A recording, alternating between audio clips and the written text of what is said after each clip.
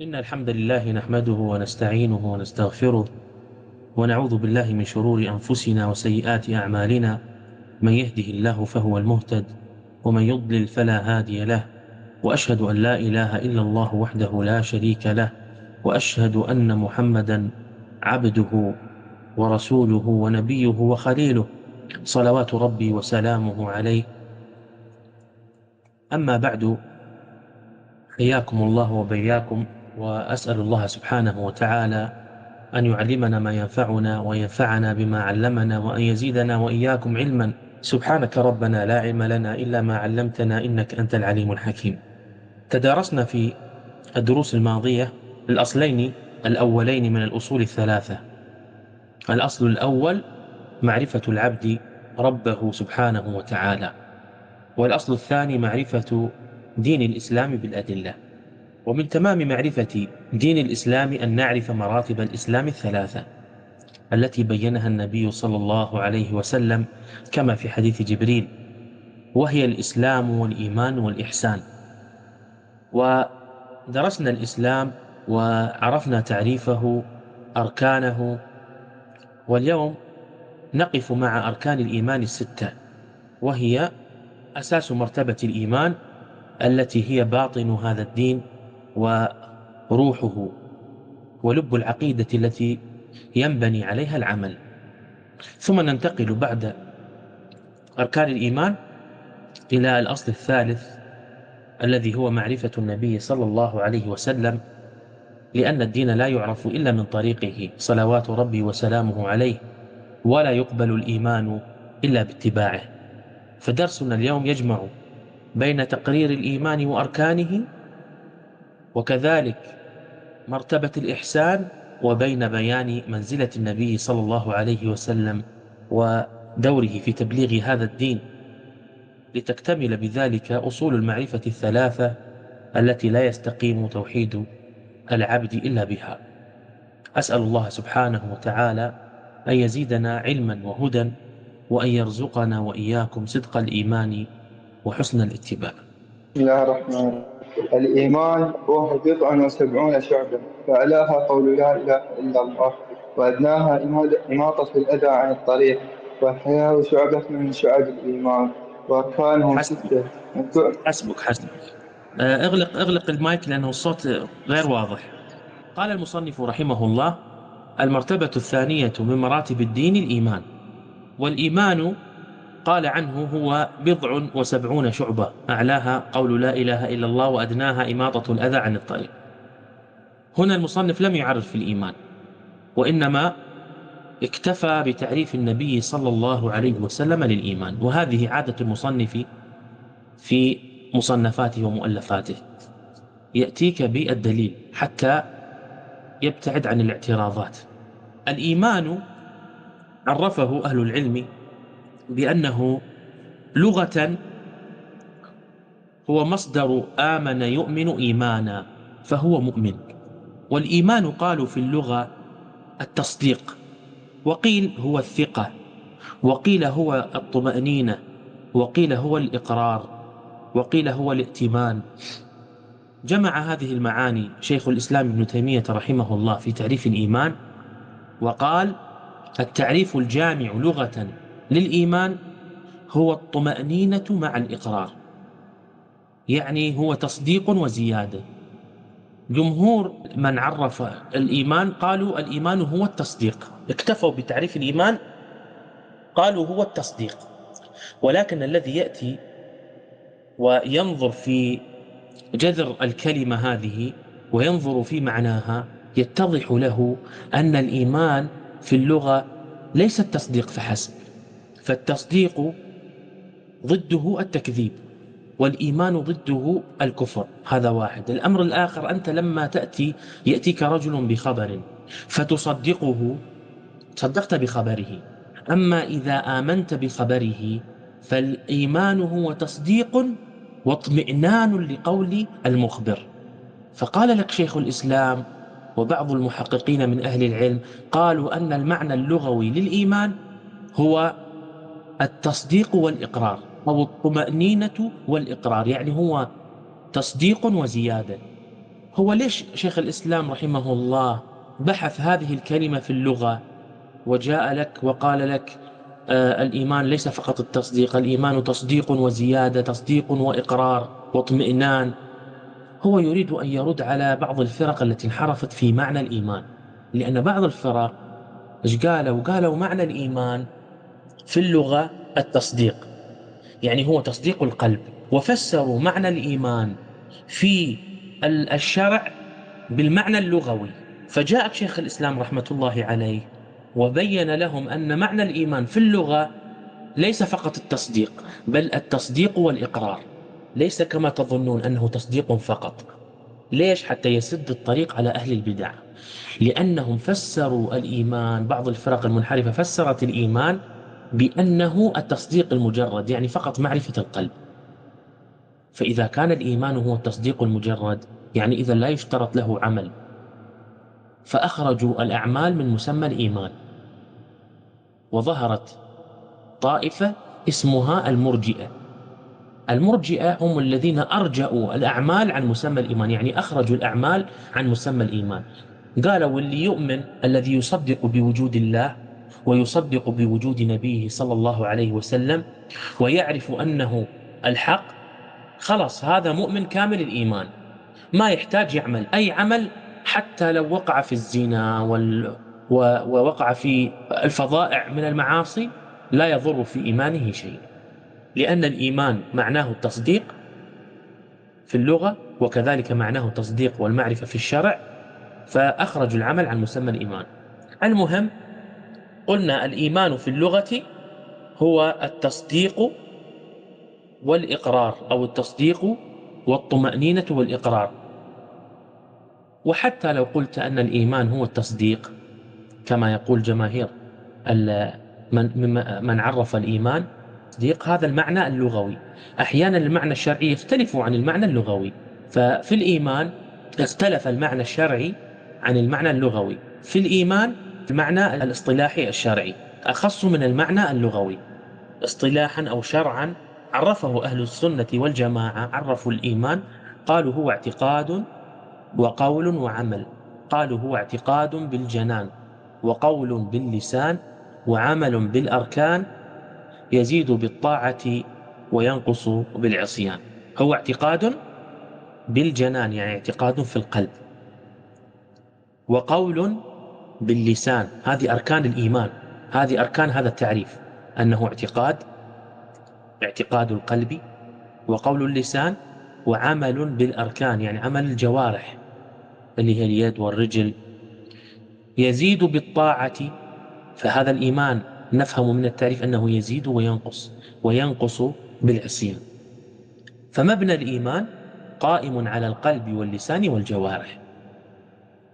القلب جاءت الأدلة الكثيرة تبين أن الإيمان في القلب. الله سبحانه وتعالى يقول: يا أيها الرسول لا يحزنك الذين يسارعون في الكفر من الذين قالوا آمنا بأفواههم ولم تؤمن قلوبهم. والله سبحانه يقول: ومن كفر بالله من بعد إيمانه إلا من أكره وقلبه مطمئن بالإيمان ولكن من شرح بالكفر صدرا. والنبي صلى الله عليه وسلم يقول: يا معشر من آمن بلسانه ولم يدخل الإيمان في قلبه لا تغتابوا المسلمين ولا تتبعوا عوراتهم. الذي يقوم في القلب، قلنا أن الإيمان أركان، تعريف الإيمان له عدة أركان. الذي يقوم في القلب كما قال أهل العلم لما جاءوا وعرفوا الإيمان، اللي يقوم بالقلب هو الاعتقاد، والاعتقاد يسميه أهل العلم هو قول القلب، يعني هو تصديق القلب. لما تصدق بالله، بوجود الله، تتيقن بوجوده، تعرف الله عز وجل وتعلم بالله، هذه الأشياء اللي هي العلمية الموجودة في القلب، هذه يسموها قول القلب واعتقاد القلب. وهناك عمل القلب، له عمل وله اعتقاد، له عمل وله قول. قلنا القول هو الاعتقادات، الأمور العلمية التي يعتقدها القلب. عمل القلب شنو؟ هي الأعمال التي يتقرب بها القلب إلى الله، الأشياء اللي هي من الأعمال، أعمال القلب، كالتوكل، الخوف، الرغبة، الرهبة، الخشية، المحبة، الإنابة. إذن القلب فيه قول وعمل. قال الله عز وجل: إنما المؤمنون الذين آمنوا بالله ورسوله ثم لم يرتابوا، أي لم يشكوا. والذي جاء بالصدق وصدق به أولئك هم المتقون. الذي جاء بالصدق وصدق به، أي صدق به بقلبه، يعني اعتقده. هذا هو شنو؟ قول القلب. عمل القلب: إنما المؤمنون الذين إذا ذكر الله وجلت قلوبهم وإذا تليت عليهم آياته زادتهم إيمانا وعلى ربهم يتوكلون.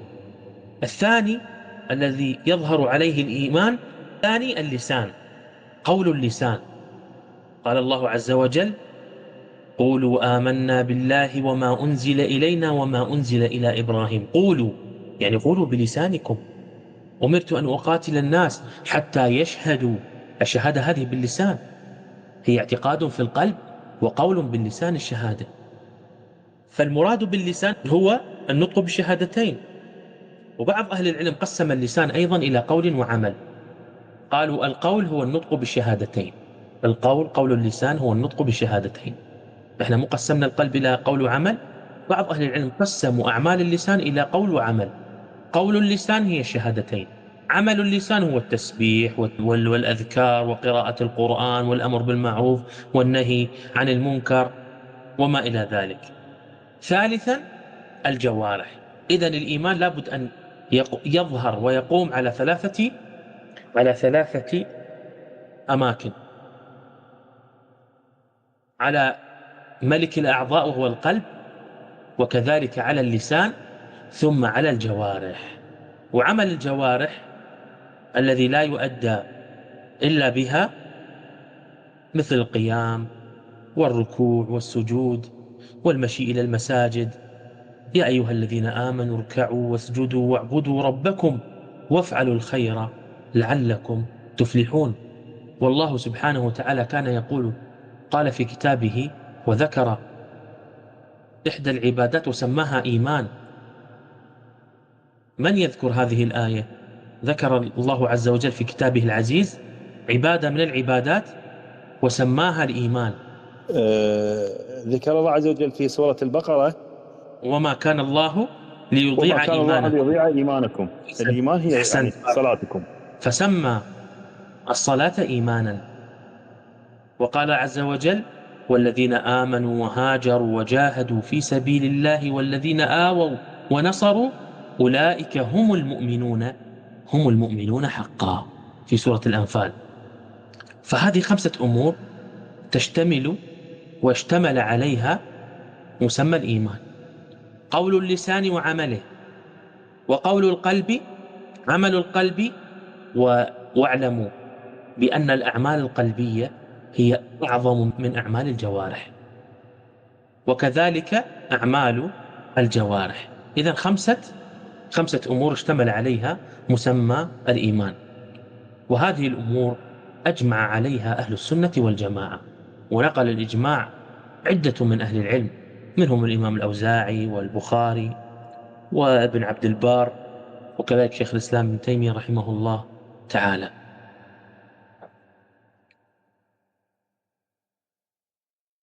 تنوعت عبارات السلف في تعريف الإيمان.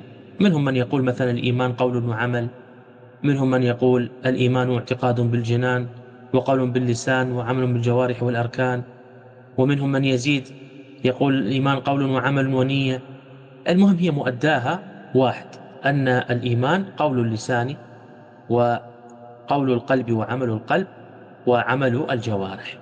وهناك من زاد قال قول اللسان وعمل اللسان. طيب، مما يتعلق بالإيمان من المسائل المهمة العظيمة هي زيادة الإيمان ونقصانه. زيادة الإيمان ونقصانه هذه مسألة اختلف فيها المسلمون، وهي من أول أسباب الخلاف في أمة محمد صلى الله عليه وسلم. فقال أهل السنة أن الإيمان قول باللسان واعتقاد بالجنان وعمل بالجوارح، ويزيد بالطاعة وينقص بالمعصية. خرجت فرقة يقال لهم الخوارج والمعتزلة، وهم الوعيدية. قالوا صحيح الإيمان قول باللسان واعتقاد بالجنان وعمل بالجوارح، نحن نتفق معكم في هذا، ولكن هذا الإيمان هو عبارة عن وحدة واحدة لا يمكن أن يتجزأ، وإذا انتقص منه شيء انتقض بالكلية، خلاص ينتهي هذا الإيمان.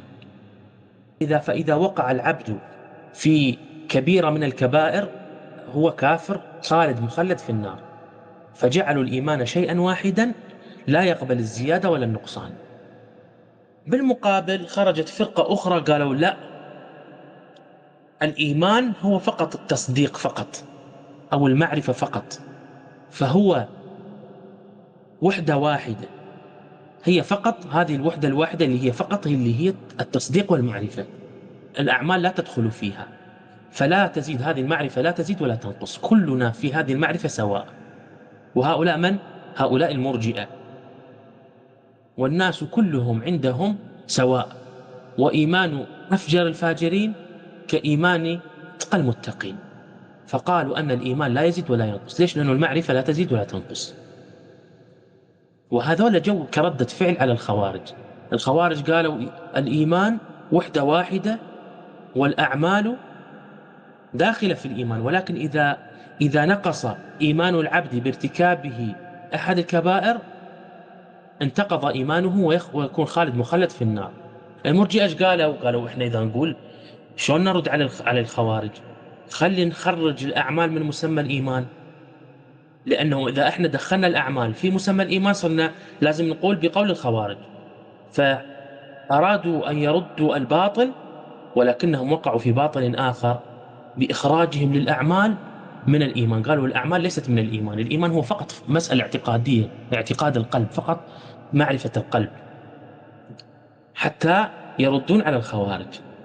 بينما أهل السنة كان قولهم هو القول الوسط، وهو أن الإيمان قول باللسان واعتقاد بالجنان وعمل بالجوارح يزيد بالطاعة وينقص بالمعصية.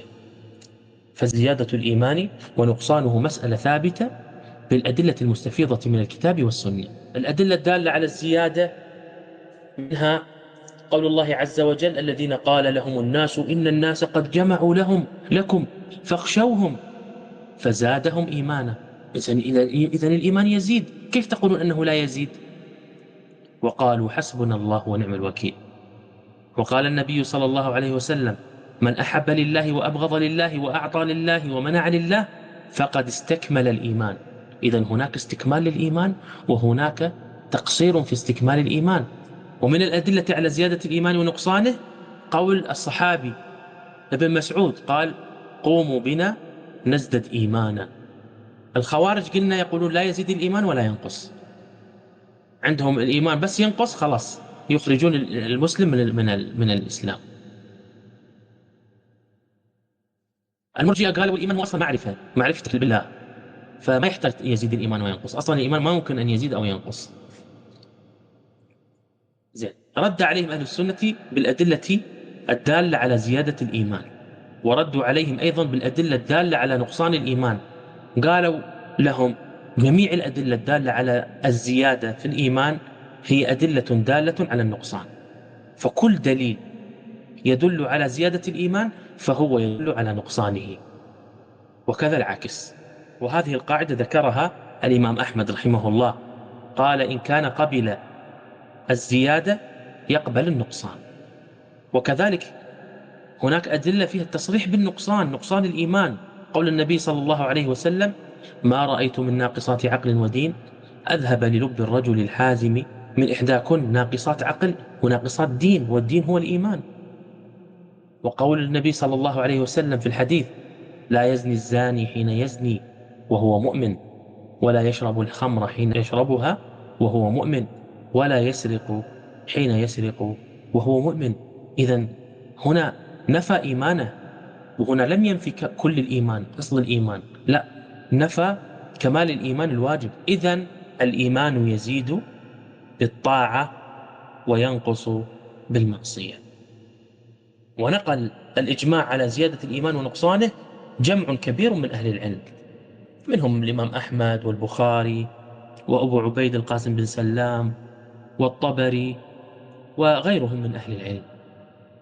هناك مسألة مهمة تتعلق بالإيمان قبل أن ندخل تفاصيل مرتبة الإيمان التي وردت في حديث جبريل عليه السلام.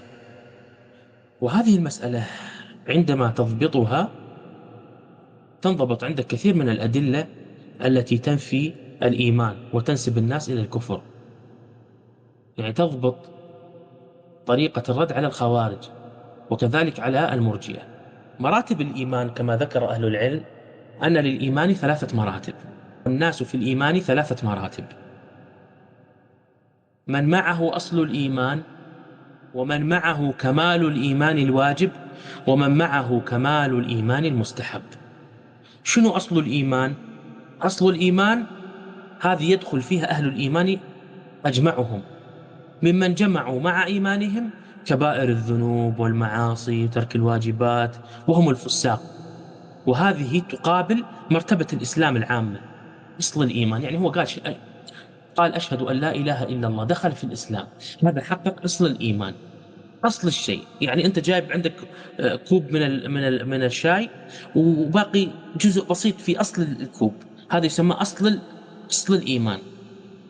طيب، من معه المرتبة الثانية الذي قام بالواجبات، فهذا شيء يسمى يقول هذا أدى وأتى بكمال الإيمان الواجب،